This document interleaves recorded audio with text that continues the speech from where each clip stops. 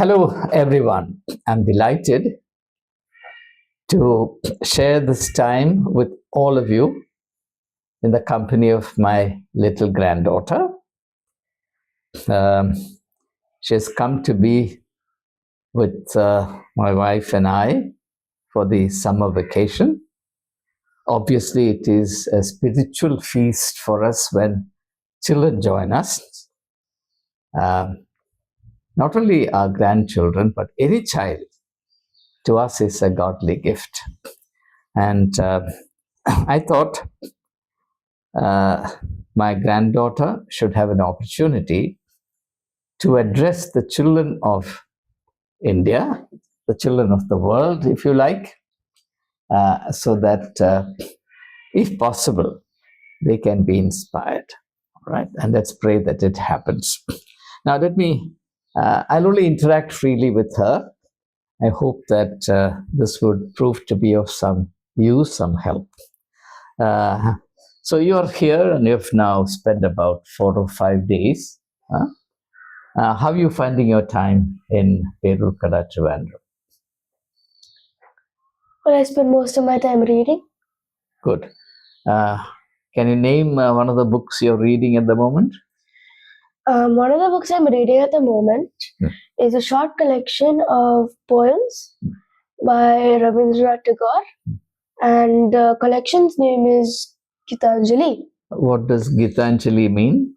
Gitanjali means songs offered to God. God. Very good. See, the people offer money to God, but here is someone who offers songs, the songs of his heart to God. Very good. So, what is your experience with Gitanjali so far?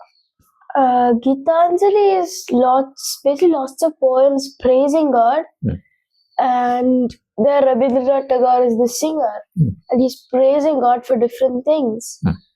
Like in one poem, he's dreaming about a better India. In another poem, he's dreaming about how God sings. Yes. And in another poem, he's thinking about how God fills us up and empties us. Very nice. You seem to be excited about Tagore's poems.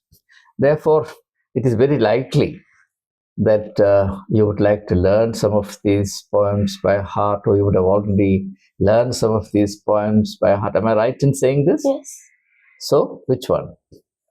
I have learned. How many songs, how many of these poems do you know by heart right now? Until now, I have by hearted 4 poems. 4 poems, all right. For the sake of our viewers, would you like to recite one of those poems? Anyone? Okay. So, the poem I'm going to recite is Gitanjali, hymn number 35. Where the mind is without fear and the head is held high, where knowledge is free, where words come out from the depth of truth, where tireless striving stretches its arms towards perfection, where the clear stream of reasoning has not lost its way through the dreary desert sand of dead habit, where the mind is led forward by thee into ever-widening thought and action, into that heaven of freedom, my Father, let my country awake. Thank you. Oh, it's a beautiful poem, isn't it? Now, when you recite this poem, or as you were reciting this poem, my mind went back some 67, almost, 64 years, when I was of your age, actually. A copy of this poem, printed on a sheet of paper, fell into my hands. At that time, my English was so poor. I was educated in the Malayalam medium. I saw the English alphabet for the first time when I was in standard 4. So you can imagine that my command of the language was non-existent. So I kept that piece of paper, and there was a picture of Tagore there, very faint picture of Tagore, and then the text of Gitanjali, hymn number 35. A couple of years later, I took that piece of paper when I could understand a little more, and I started reading it. It was with great difficulty. There was nobody to help me. And somehow something struck a chord within me. And I felt like learning it by heart. So I remember learning this poem by heart in those days. But I have to say, at that time, I did not understand anything of what Tagore was saying. But the sheer joy of learning English, particularly learning an English poem by heart. And I used to recite this poem to myself. So I'm glad that you have a similar opportunity. And I really thank God that you have this interest. All right. So can we now sort of discuss this poem a little bit with our viewers? All right. Now, what exactly is Tagore saying through this poem? What is he doing? He is basically describing what he wants India to become.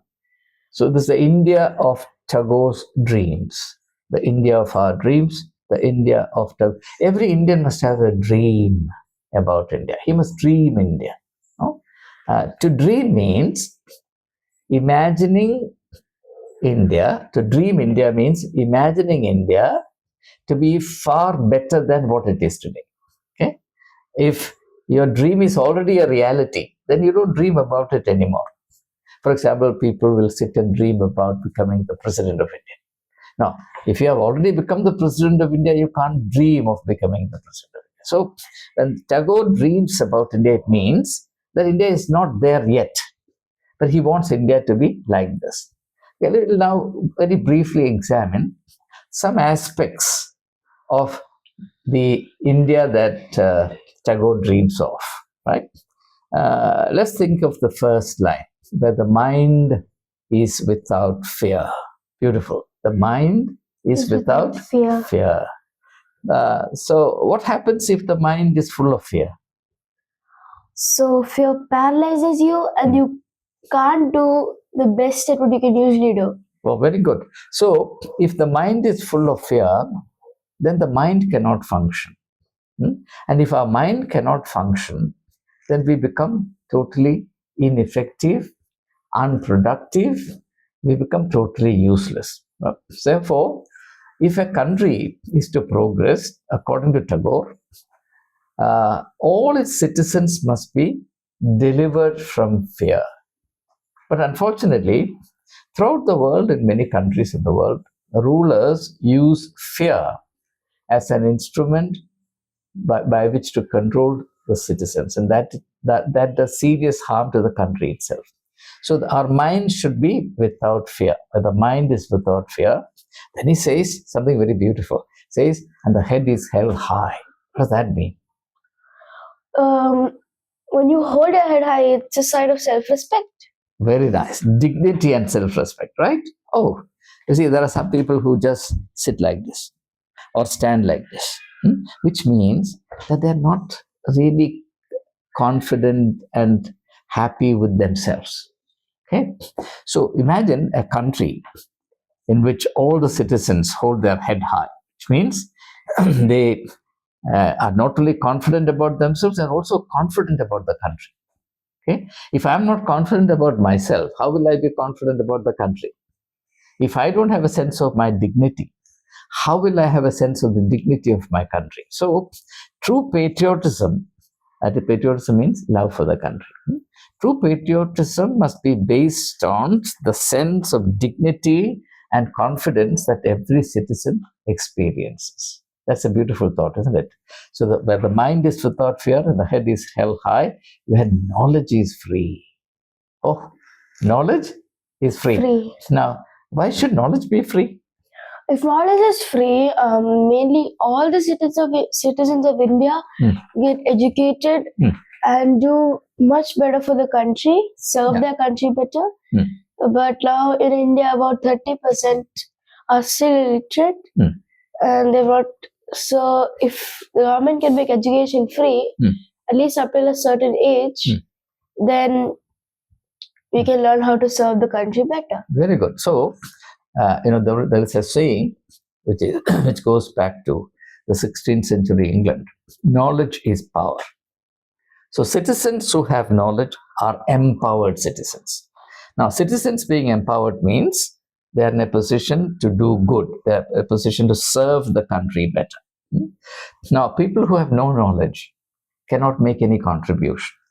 So, Tagore dreams of an India wherein every citizen has access to knowledge, through which every citizen also becomes a productive member of the Indian society. Okay, so knowledge is free. Even today, knowledge is not free. For example, children living in rural areas, tribal areas, etc., where they get very poor quality education, and the extent of knowledge that they can acquire is limited. Of course, there are still geniuses there, they come out and they shine, but vast majority of the people are alienated from knowledge, which is a great pity. So, where knowledge is free, where the world has not been broken up into. See, I learned this at that time. I can still remember. The world has not been broken up into fragments. What happens? Why shouldn't the world be broken up into fragments? Because like we are Indians, yes we are, but we're still part of the world, aren't we? It's not like we're on Mars. We're part of the world, and the world has so many different countries. We should be able to interact with them without getting into a fight, or is in the communication skills between us can work. Very nice, excellent. That is to say, the fact that you love India does not mean that you have to hate any other country, right? Now, Tagore, you have not read that book. There is a book by Tagore titled Nationalism, which is a collection of 5 lectures that Tagore gave in various major cities of the world. There he says, of course, I'm an Indian, but primarily I am a member of the human family. So if anyone asks me to choose between my country and humanity, I will choose humanity. So in Tagore, there is no conflict between love for the country and love for the whole world. Okay, we should be citizens of India. We should also be world citizens. Okay, that's a beautiful thought. Unfortunately, when you become narrow-minded, you come to think that hating other countries is the only proof of loving your country. Whereas the fact is that if you hate 100 other countries, doesn't necessarily mean that you love your country. Okay, so where the world has not been broken up into fragments by narrow domestic walls, now comes something very interesting, where words come out from the depth of truth. Now, why should words come out from the depth of truth? Because if you tell lies, then we're basically ruining mutual respect, mutual trust. Trust is a very important word. Very good. I'm glad you got that word. Trust. Now, what happens when trust is ruined? People can't trust anyone if mutual trust is ruined, and then if we can't trust each other, then we can't do anything. So we get paralyzed. And now, for example, you have to board a bus in order to go to another city. I'm taking an example.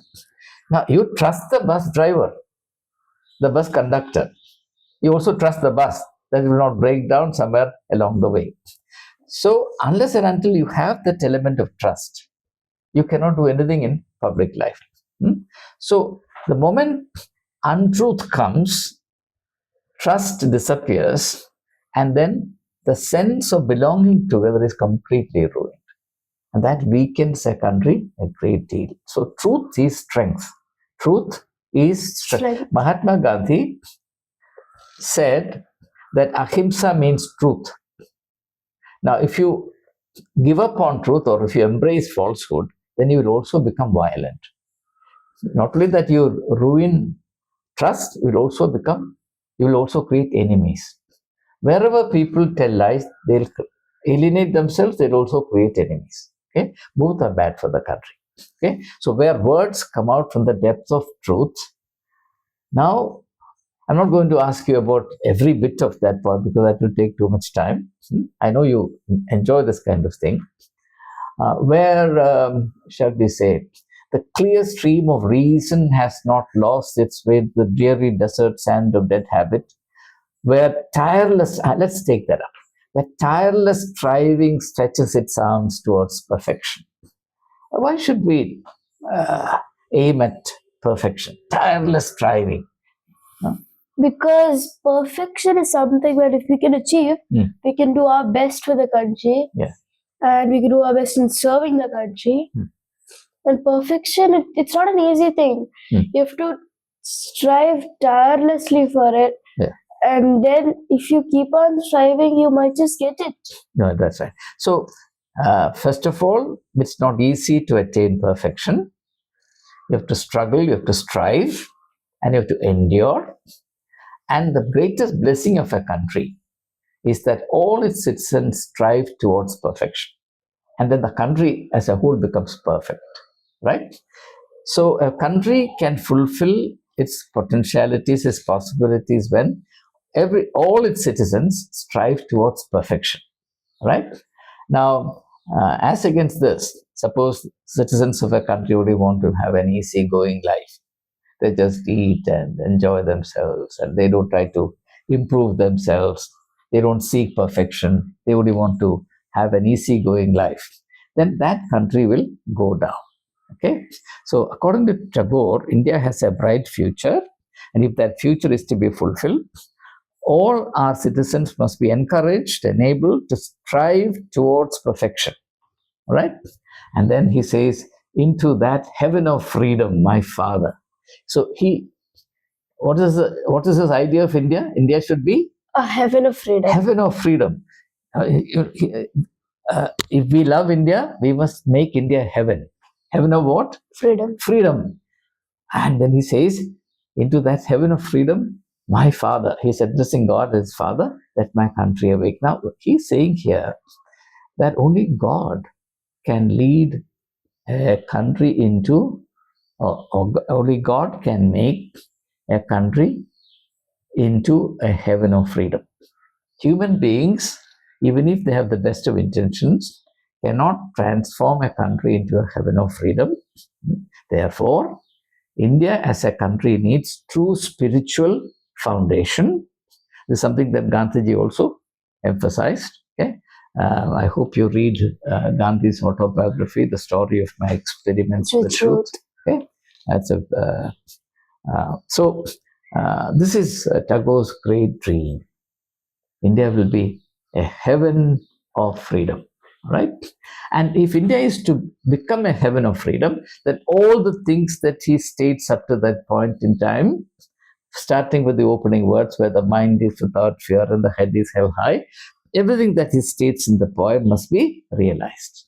And let's really hope and pray that the leaders of India, the president, the prime minister, the members of the cabinet, members of the judiciary, the bureaucracy, all read this poem.